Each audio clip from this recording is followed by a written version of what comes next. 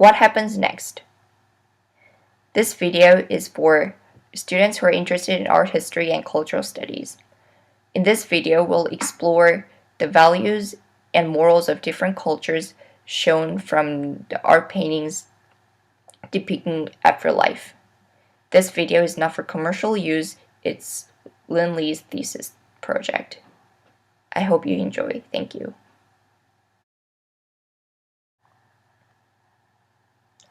As a child, you often hear the adults telling you to be a good person. Your grandma might have told you, "Be good, my dear. When people die, good people go to heaven and bad people go to hell." Interestingly, you will hear that all over the world. Whether in the United States, Italy, China, or Egypt, many people believe in the concept of eternal reward or punishment.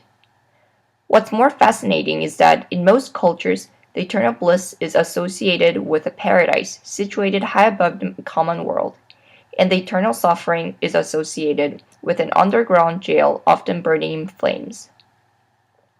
Have you ever wondered why these cultures, thousand miles and oceans apart, share similar views? Today, we'll learn about the values and the morals of the Western and Eastern civilization from a different angle, through the artworks related to afterlife. By the end of today's class, we'll know what are the distinct values of these two regions as well as the universal values.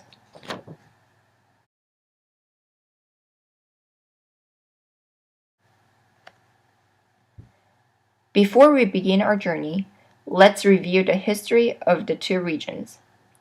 For the Western civilization, we'll limit ourselves in the Renaissance period, which dates from 1300s to 1600s. Renaissance is marked by the rebirth of interest in the classical and Roman heritage, as well as a huge change in views of life after Black Death. While the art from the Middle Ages is strictly confined in Christian themes and motifs, the art from the Renaissance period is characterized by the amalgamation of Christian subject matter and the classical elements. The Renaissance movement began in Italy and later was spread to Northern Europe, including England and Netherlands.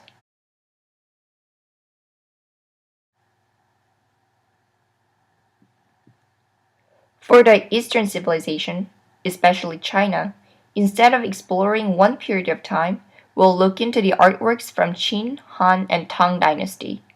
Qin dynasty is the first dynasty of the unified China, and Han dynasty is marked by peace, prosperity, and rich culture. Tang dynasty is the high point in Chinese civilization. Examining these three periods will allow us to gain a holistic view on Chinese idea of death and morals.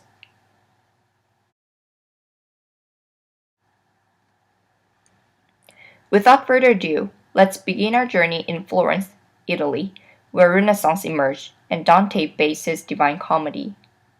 If you remember from the world history classes, millions of people died during Black Death. At first, people thought it was a form of punishment from God for not being good Christians. However, when thousands of innocent babies died, people started to question their faith. Around this period of time, in late 1300s and early 1400s, a Florentine poet, Dante's Divine Comedy, was published. In the Inferno, the first part of the epic poem, Dante tells a story of himself traveling through the 9 stages of hell with the help of Virgil. Dante described each stage of hell and the punishment in each stage so vividly that the public was aghast at the idea of suffering in hell, and number of churchgoers is believed to increase after the poem was published. In mid-1400s, a Florentine artist, Botticelli, who was a fervent follower of Dante, added illustrations to the poem and painted a map of hell. And let's see what 9 stages of hell are consist of.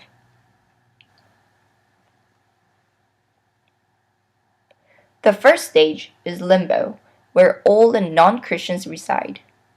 Dante was a devout Christian, and he believed that no matter how virtuous they were, non-Christians cannot go to heaven. In Dante's view, even Homer and Socrates had to stay in limbo. The second stage is for punishing lustful people. Cleopatra and Helen of Troy are among the sinners who are punished by strong and violent wind.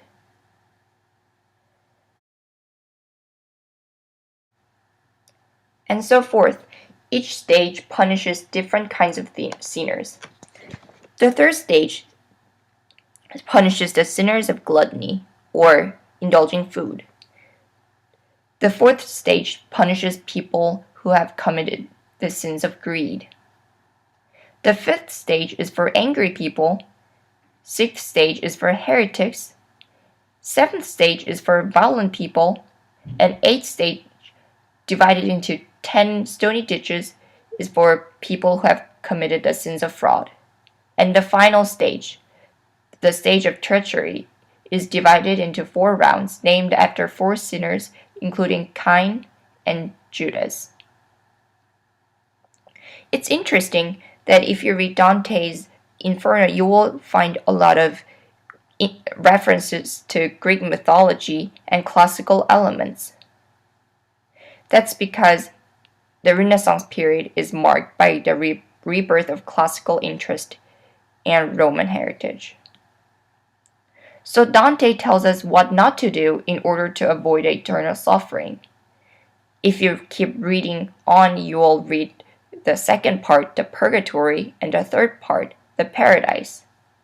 But today we'll just stop at the Inferno. So Dante told us what not to do in order to avoid the eternal suffering. But who decides where this is to go? The answer lies in the mural in Sistine Chapel, Italy. Michelangelo, another follower of Dante, was commissioned by the church to paint the Last Judgment. In the Bible, it states about Last Judgment in Matthew 25:31-46. It says, "When the Son of Man comes in his glory, and all the angels with him, then he will sit on his glorious throne. Before him will be gathered all the nations, and he will separate people from one from another, as a shepherd separates the sheep from the goats. And he will place the sheep on his right, but the goats on the left. Then the king will say to those in his right, 'Come, you who are blessed by my Father, inherit the kingdom prepared for you from the foundation of the world. For I was hungry, and you gave me food. I was thirsty, and you gave me drink. I was a stranger, and you welcomed me. I was naked, and you clothed me. I was sick, and you visited me. I was in prison, and you came to me.' Then the righteous will answer him, saying, 'Lord, when did we see you hungry and feed you, or thirsty and give you drink? And when did we see you a stranger and welcome you, or naked and clothe you? And when did we see you sick or in prison and visit you?' And the king will answer them, 'Truly I say to you, as you did it to one of the least of these my brothers, you did it to me.' Then he will say to those on his left, 'Depart from me, you cursed, into the eternal fire prepared for the devil and his angels. For I was hungry, and you gave me no food. I was thirsty, and you gave me no drink. I was a stranger, and you did not welcome me. Naked, and you did not clothe me. Sick and in prison, and you did not visit me.' Then they also will answer, saying, 'Lord, when did we see you hungry and or thirsty, or a stranger, or naked, or sick, or in prison, and did not minister to you?' Then he will answer them, saying, 'Truly I say to you, as you did not do it to one of these least of these, you did not do it to me.' And these will go away into eternal punishment, but the righteous into the eternal life." The mural paints exactly what the verse states. Jesus will return majestically and judge everyone fairly to either heaven or hell. The sinner will be pushed down the hell's mouth to hell, and the virtuous people will send to heaven and join the saints. Then what are the qualifications to go to heaven? Christians believe in 7 virtues, including chastity, temperance, charity, diligence, patience, kindness, and humility. Now you may wonder what heaven is like. Nobody knows the answer, but a Northern European artist, Bosch, presented a version in his triptych, The Garden of Earthly Delights. Bosch pictured a heaven like the Garden of Eden. Everyone is pleasant, and everything is abundant and fertile.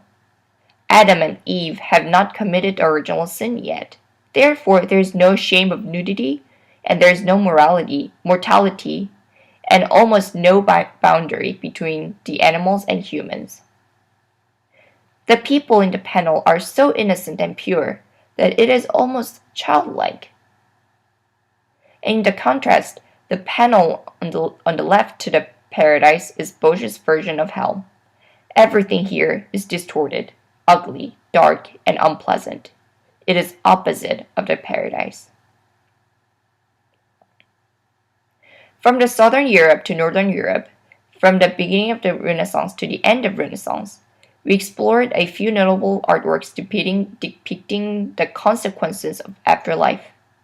It is clear that these paintings, all commissioned by the Church, emphasize faith and loyalty to Christianity.